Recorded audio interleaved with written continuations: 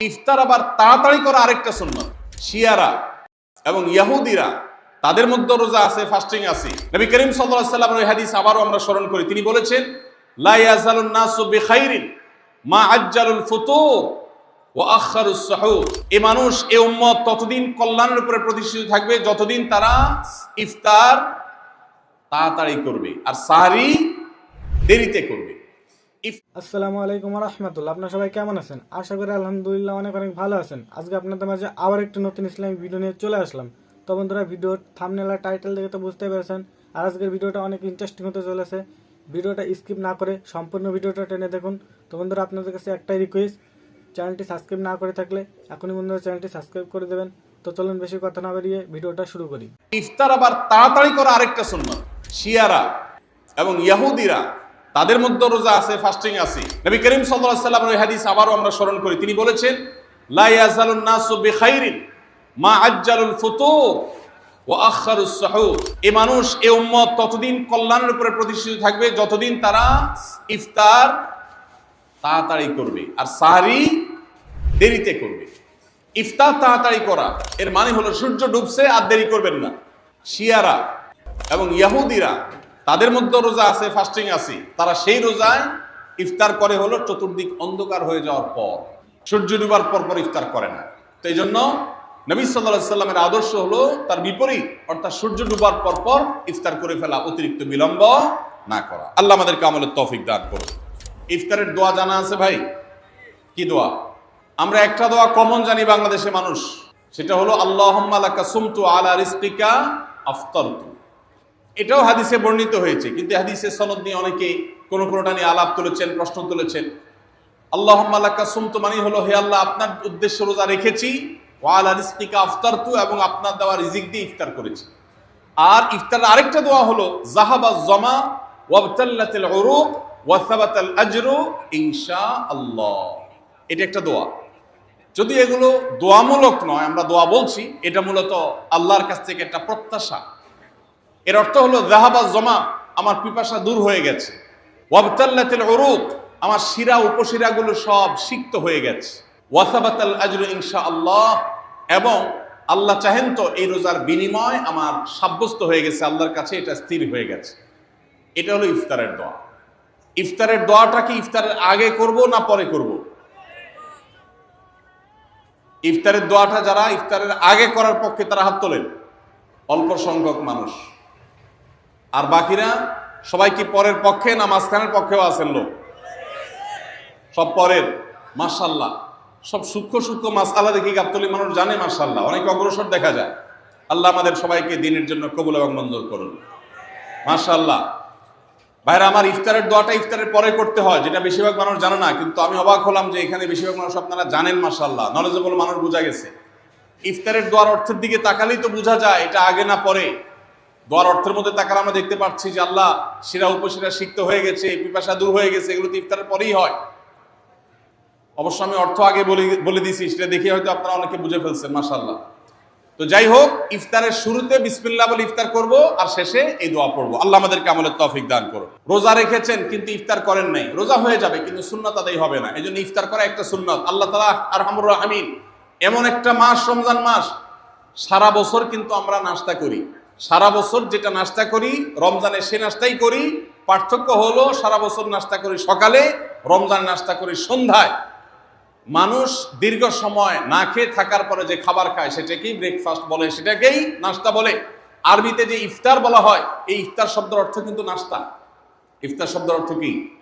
নাস্তা। সারা বছর নাস্তা খেলে কোনো সওয়াব হবে, কিন্তু রমজান মাসে আপনি যদি সারাদিন উপবাস থাকার পর সন্ধ্যায় ব্রেকফাস্ট করেন, অর্থাৎ ইফতার করেন, তাহলে আল্লাহ তাআলা আপনাকে সুন্নাত পালন করার সওয়াব দিবেন। এই জন্য ভাই, ইফতার করা একটা সুন্নাত। সাহরি এবং ইফতারে খেজুর খাওয়া, খেজুর দিয়ে সাহরি ইফতার করা। ইফতারে আপনি অন্য যা খান না খান, খেজুর দিয়ে খাবেন। নবী সাল্লাল্লাহু আলাইহি সাল্লাম আদা পাকা আদা খেজুর দিয়ে ইফতার করতেন, যেটাকে রোতাব বলা হয়। আর যদি সেটা না পাওয়া যেত, সাধারণ যে কোনো খেজুর, সেটাও না পাওয়া গেলে একটু পানি খেয়ে তারপর তিনি ইফতার করতেন। আমরা ইফতারে খেজুর খেতে হয় সুন্নাহ, এটা আমরা জানি, কিন্তু যেটা জানি না সেটা হলো সাহরিতে খেজুর খাওয়া। ভোর রাতে সাহরিতে খেজুর খাওয়া সুন্নত, এটা আগে কে কে জানতেন? হাত তোলেন। আগে আগে জানতেন। মাশাআল্লাহ, হাত নামান। গত বছর রমজানে সাহারিতে ভাত তরকারি যাই খাইছেন না খাইছেন, একটা হলো খেজুর খাইছেন, কারা কারা হাত তোলেন? মাশাআল্লাহ, এদিকে সব আমল করা মানুষ, মাশাআল্লাহ। তাহলে তার ওয়াজ টোয়াজের কোনো দরকার নেই। এত নলেজেবল মানুষ, এত আমলদার মানুষ যদি এলাকায় থাকে, তাহলে ওয়াজের দরকারটা কি? আল্লাহ আমাদের সবাইকে আমলের তৌফিক দান করুন। ভাইরা আমার, ইফতারে খেজুর খাওয়া যেমন সুন্নাত, সাহরিতেও খেজুর খাওয়া সুন্নাত, কিন্তু খেজুর খাওয়া কোনো ফরজ ওয়াজিব না। খেজুরের দাম বেশি হয়ে গেছে, আপনি কিনতে অপারগ। যদি একটা খেজুরও পুরো রমজানে না খান, আপনার রোজার কোনো অসুবিধা হবে। তবে নবী সাল্লাল্লাহু আলাইহি ওয়াসাল্লাম যেহেতু ইফতার এবং সাহরিতে খেজুর খেতেন, আর খেজুরে প্রচুর পরিমাণ সুগার আছে, উপকারী, যেটা মানুষের স্বাস্থ্যের জন্য উপকারী, প্রচুর পরিমাণ এনার্জি আছে, খাদ্য শক্তি আছে, সারাদিন রোজা রেখে আমাদের যে সুগারের ঘাটতি হয় সেটা পূরণ করার জন্য সহায়ক হয়। এই জন্য সাহরি এবং ইফতারে খেজুর খাওয়া এমনিতেও উপকারী।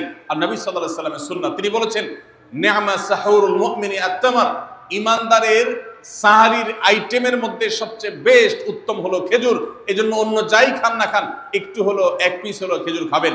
ইনশাআল্লাহ সুন্নাত আদায় করার নিয়তে খেলে এই খেজুর সুন্নাতটা আদায় হয়ে যাবে। আল্লাহ তাআলা তা চাহেন। তো রমজান মাসে রোজা রেখে আমরা বেশি বেশি দোয়া করব।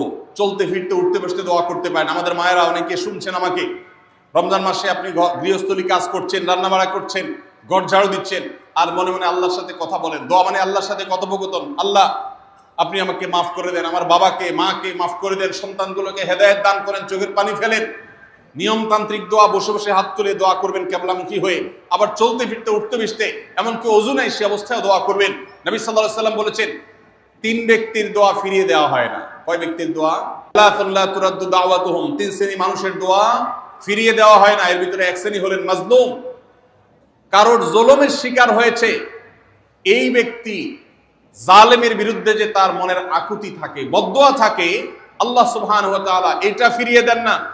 এই জন্য পৃথিবীর ইতিহাসের কোন জালিম আপনি দেখাতে পারবেন না যেই জালিমকে আল্লাহ ছেড়ে দিয়েছেন, আল্লাহ ছাড় দিয়েছেন কিন্তু চূড়ান্ত ভাবে ছেড়ে দিয়েছেন, এমন কোন জালিম আপনি দেখাতে পারবেন না।